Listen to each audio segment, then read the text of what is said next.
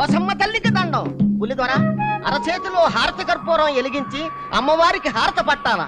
అప్పుడు చిన్నమ్మ నీ కాళ్ళ మీద పడి దీవెనలు అందుకోవాలా. దాంతో మీ ఇద్దరికి మనువైనట్టు లెక్క అవుతాది. చేతిలో పెట్టి వెలిగించడం ఎందుకు? పళ్ళెంలో పెట్టి వెలిగిస్తే బెటర్ గా ఉంటుందేమో. తప్పు, అది వాళ్ళ ఆచారం.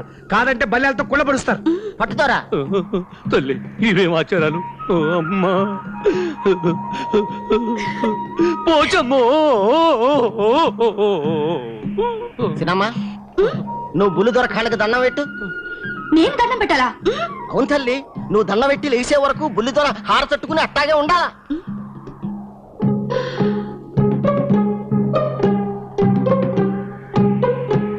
అలాగా అయితే పెడతాను. దండం బ్రహ్మాండంగా పెడతాను.